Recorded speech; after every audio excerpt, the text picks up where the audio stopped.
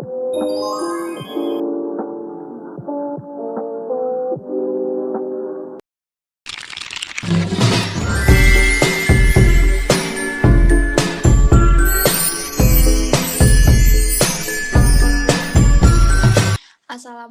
warahmatullahi wabarakatuh. Perkenalkan, nama saya Dinda Arifah dengan nomor induk mahasiswa 240201020358, jurusan S1 Manajemen, kelas MJ 705.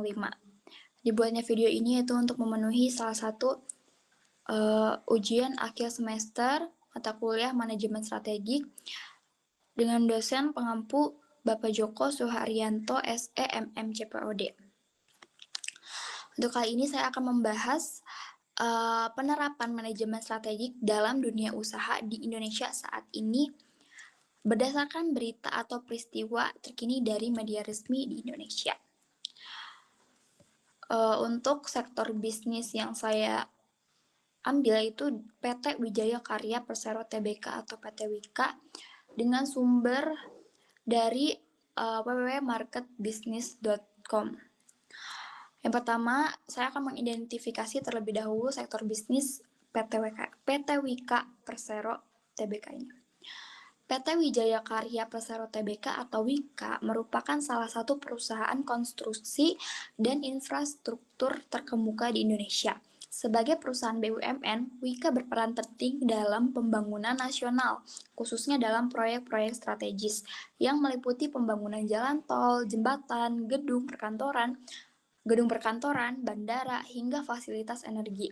Dalam beberapa tahun terakhir, industri konstruksi di Indonesia menghadapi berbagai tantangan, seperti ketidakstabilan ekonomi, perubahan regulasi, serta peningkatan persaingan dari perusahaan swasta dan asing.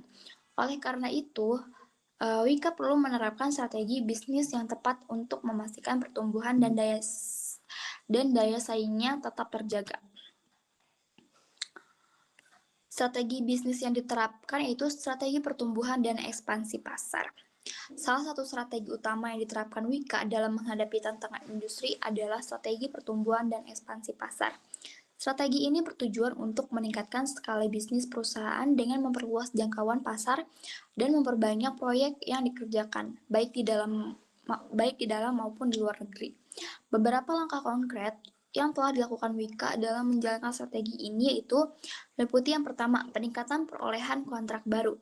Wika terus berupaya mendapatkan proyek-proyek strategis terutama dari sektor pemerintah yang memiliki anggaran besar untuk pembangunan infrastruktur. Pada tahun 2024, perusahaan menargetkan perolehan kontrak baru yang lebih tinggi dibandingkan tahun sebelumnya, dengan fokus pada proyek jalan tol, pembangunan bandara, serta fasilitas energi dan industri. Lalu yang kedua itu ekspansi ke pasar internasional.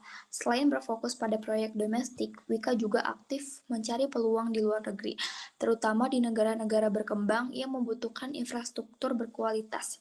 Beberapa proyek internasional yang telah dikerjakan Wika mencakup pembangunan infrastruktur di Asia Tenggara dan juga Afrika.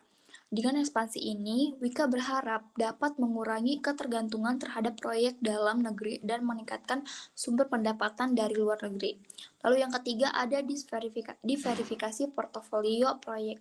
Untuk memastikan pertumbuhan yang berkelanjutan, Wika tidak hanya bergantung pada proyek-proyek infrastruktur skala besar, tetapi juga menambah ke sektor properti, manufaktur, dan energi terbarukan. Diversifikasi ini memungkinkan perusahaan untuk lebih fleksibel dalam menghadapi fluktuasi pasar. Analisis manajemen strategik dengan SWOT ya. Untuk memahami efektivitas strategi bisnis Wika, kita dapat menganalisisnya menggunakan metode SWOT. Yang pertama ada strength atau kekuatan, meliputi yang pertama reputasi kuat sebagai salah satu perusahaan konstruksi terbesar di Indonesia. Lalu yang kedua ada dukungan dari pemerintah sebagai pemegang saham utama. Yang ketiga ada kemampuan dalam menangani proyek infrastruktur skala besar. Untuk weakness-nya atau kelemahannya, yang pertama ada ketergantungan tinggi pada proyek pemerintahan yang bisa terpengaruh oleh perubahan kebijakan. Yang kedua ada beban utang yang cukup tinggi akibat investasi jangka panjang dalam berbagai proyek.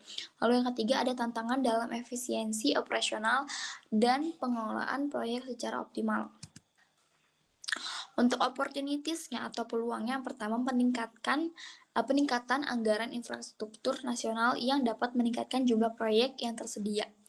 Yang kedua, perkembangan teknologi konstruksi yang memungkinkan efisiensi dan inovasi lebih lanjut. Lalu yang ketiga ada potensi ekspansi ke luar negeri, terutama di negara-negara berkembang. Untuk threats atau ancamannya, yang pertama ada persaingan yang semakin ketat dari perusahaan swasta dan juga asing. Yang kedua, perubahan regulasi yang dapat berdampak pada perizinan dan pendanaan proyek. Lalu yang ketiga, ada ketidakpastian ekonomi global yang dapat mempengaruhi investasi infrastruktur.